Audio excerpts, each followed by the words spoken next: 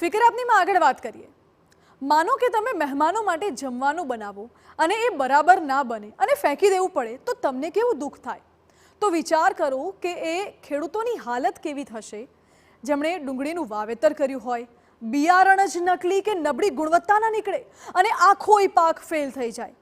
મહિનાઓની મહેનત અને રૂપિયાનું પાણી કરીને અમરેલીના ખેડૂતોએ ડુંગળી ઉગાડી, પણ તેનું બિયારણ જ સાવ નકામું નીકળતા હવે ખેડૂતો મુશ્કેલીમાં મુકાયા છે.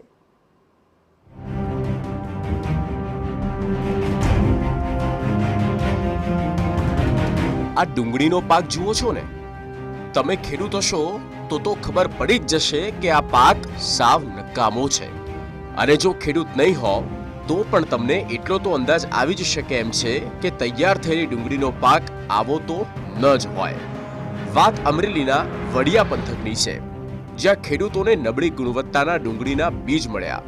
ખેડૂતોના આક્ષેપ મુજબ તેમણે 25,000 રૂપિયા કિલો ડુંગળીનું બિયારણ F1 હાઇબ્રિડ ક્લશ કંપનીનું ખરીદ્યું, પરંતુ ડુંગળીના બિયારણ બાદ 4 મહિનાના તેનો ફાલ ન આવતા તે ખેડૂતોએ રોવાનો વારો આવ્યો છે.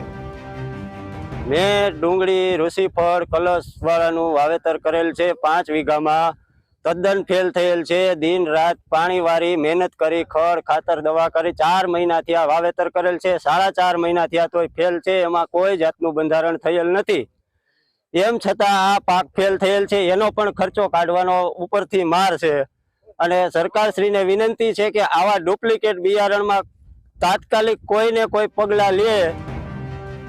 મુશ્કેલીમાં મુકાયેલા ખેડૂતોએ તરત જ કંપનીના ડીલરો અને અધિકારીઓને રજૂઆત કરી, પણ તેમની મુશ્કેલી સાંભળે છે કોણ અને સાંભળે તો સમજે છે કોણ? ડુંગળી બાબતે અમે ખેતીવાડી ખાતે અમરેલીમાં અરજી આપી.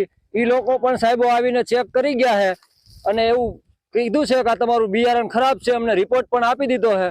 કંપની આ બાબતે કોઈ પણ જાતનો જવાબ આપતા નથી. ડિસ્ટ્રીબ્યુટર કે એરિયા મેનેજરને ફોન કરી તો ફોન પણ ઉઠાવતા નથી. 15 દિવસના વાયદા આપે છે અને આજ સુધીમાં અમને કોઈ પણ જાતનું વળતર આપ્યું નથી. અમે સરકારને એવી રજૂઆત કરી છે કે આ ડુપ્લિકેટ કંપનીને બંધ કરાવો. ખાતર કંપની છે, જંતુનાશક દવા છે, આમાં અમારે આત્મહત્યા કરવી પડે એવી પોઝિશન છે અમારી.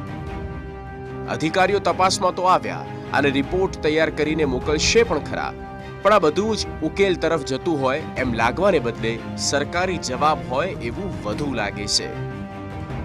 બાગાયત વિભાગ દ્વારા તપાસ કમિટીનું ગઠન કરી બાગાયતના અધિકારી સાથે કૃષિ વિભાગના અધિકારી તેમજ જૂનાગઢ કૃષિ યુનિવર્સિટીના વૈજ્ઞાનિક શ્રીને સાથે રાખી અને આવા દરેક ખેડૂતોના ખેતર ઉપર તપાસ કરવામાં આવેલી છે અને તેનો વિગતવાર અહેવાલ જે છે એ ખેડૂતોને પણ મોકલી આપવામાં આવનાર છે અને સાથે રાજ્ય કક્ષાએ વડી કચેરીને પણ એની મોકલવામાં આવશે. તપાસમાં આવેલા અધિકારીઓ સમક્ષ ખેડૂતોએ રોષ વ્યક્ત કર્યો, રજૂઆત કરી. આ તરફ ડુંગળીનો પાક હવામાનને કારણે બગડ્યો હોવાનું કંપનીનું કહેવું છે. અધિકારીઓની સરકારી ઢબની કામગીરીને કારણે ખેડૂતોની ફિકર ઓર વધી ગઈ છે. તેમની માંગ છે કે તેમને નુકસાનીનું વળતર આપવામાં આવે અને આવા નબળી ગુણવત્તાનું બિયારણ આપનારી કંપનીઓ અને ડીલરો સામે સખત પગલાં લેવામાં આવે, જેથી કરીને બીજી વાર ખેડૂતોએ આ રીતે ફટકો સહન કરવાનો વારો ન આવે. Bureau report, TV9 Amreli.